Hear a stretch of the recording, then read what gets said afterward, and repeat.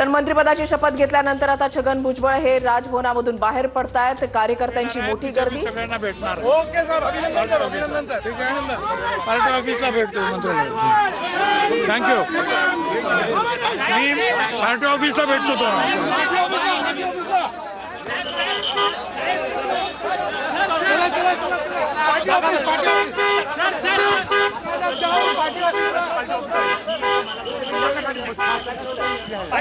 1991 पासून आपण विविध खाती सांभाळलेली आहेत, विविध विभागांचा कारभार जो आहे तो पाहिलेला आहे। त्याच्यामुळे मुख्यमंत्री देतील ते खातं मला चालेल, सरकार जी जबाबदारी देईल ती मी पार पाडेन, असं छगन भुजबळ यांनी शपथविधीच्या नंतर बोलताना प्रतिक्रिया दिलेली आहे। नाराज असलेले राष्ट्रवादीचे ज्येष्ठ नेते छगन भुजबळांचं अखेर राज्याच्या मंत्रिमंडळामध्ये कमबॅक झालंय। छगन भुजबळांनी मंत्रिपदाची शपथ घेतलेली आहे आणि यावेळेला मुख्यमंत्री फडणवीस, शिंदे, अजित पवार शपथविधीला उपस्थित होते।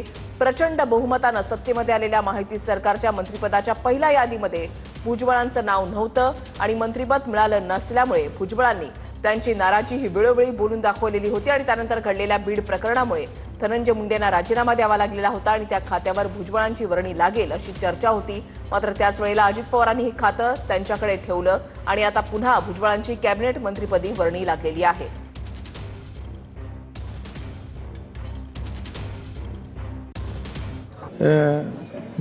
जो अंग्रेजी में कहते हैं ना, everything is well where the end well. तो ठीक है, जब इसका जो है आखिरी अगर खत्म होता है, अभी सब जो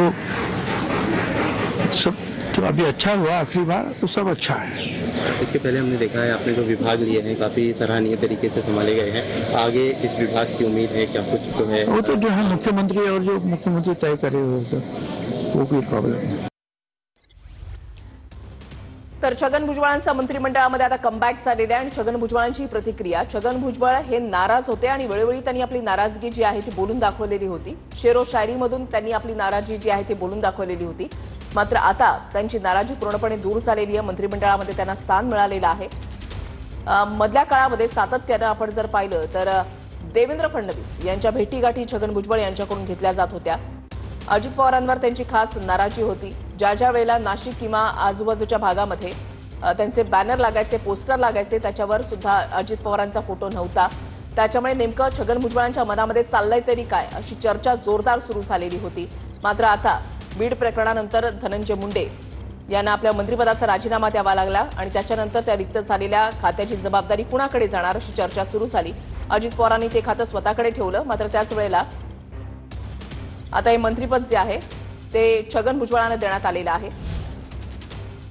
मंत्रिपदाची संधी मिळताच छगन भुजबळांची नाराजी ही दूर झालेली आहे। ज्याचा शेवट चांगला ते सर्व चांगलं, असं भुजबळांनी मंत्रिपदाची शपथ घेण्याच्या अगोदर दिलेल्या प्रतिक्रियेमध्ये म्हटलेलं आहे। मंत्रिपदाची संधी मिळताच छगन भुजबळांची नाराजी ही दूर झालेली आहे। धनंजय मुंडे यांचं मंत्रिपद जाण्याची शक्यता आहे, ते मंत्रिपद तुम्हाला मिळणार आहे? कोणाचंही मंत्रिपद काढून आणि जाऊन ते मला मिळावं अशी इच्छा मी जन्मातही करत नाही। पण त्यांच्या राजीनाम्याची मागणी होत आहे। मी काय त्यांच्या राजीनाम्याची मागणी करत नाही की जे काही चौकशी ते होईल आणि जे काही करायचं ते मुख्यमंत्री आहेत, उपमुख्यमंत्री आहेत आणि जे काही चौकशी आहे ते पाहतील काय करायचं। एवढी तुम्हाला काय घाई आहे? आणि माझ्यासाठी तुझी घाई करायचं काही कारणच नाही। पक्षात राहून संघर्ष होणार की पक्षाच्या बाहेर? मग ते आता सगळ्यांना विचारून करीन। पण एक आहे, जहां नहीं चाइना वहां नहीं रहना, जहां नहीं चाइना वहां नहीं रहना। असं आहे, हे सगळं 8 दिवसापूर्वी ठरलं। मीटिंग झाली आमच्या 8 दिवसापूर्वी, तेव्हा सगळं ठरलं काय। आणि मग जे आहे अगोदर सोमवारी, परंतु मंगळवारी मंत्री वगैरे असतात म्हणून मंगळवारीचं ठरलेलं। जहां पे नहीं वही रहना। ज्याचा शेवट चांगला ते सर्व चांगलं, ज्याचा शेवट चांगला ते सर्व चांगलं। चला, भार त्यांनी सांभाळलेला आहे, त्यामुळे त्यांच्या आजच्या शपथविधीमुळे राज्य सरकारमध्ये एक अनुभवी मंत्री पुन्हा एकदा आलेले आहेत। मी त्यांचं मनापासून स्वागत करतो, मनापासून त्यांना शुभेच्छा देतो आणि त्यांच्या मंत्रिपदाचा राज्याला नक्कीच आणि त्यांच्या विभागाला नक्की फायदा होईल।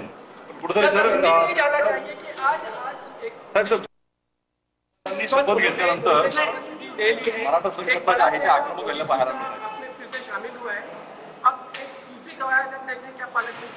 नहीं, अभी छगन भुजबल जी ने मंत्री पद की शपथ ली है मैं उनका स्वागत करता हूँ, उनको शुभकामनाएं देता हूँ। इससे पहले भी उन्होंने कई मंत्री विभाग के जिम्मेदारी संभाली है। एक अनुभवी मंत्री, अनुभवी नेता के रूप में उनकी पहचान है। वो शुरुआत से शिवसैनिक और बाला साहब के साथ काम किए हुए, पहले मुंबई के मेयर भी रह चुके।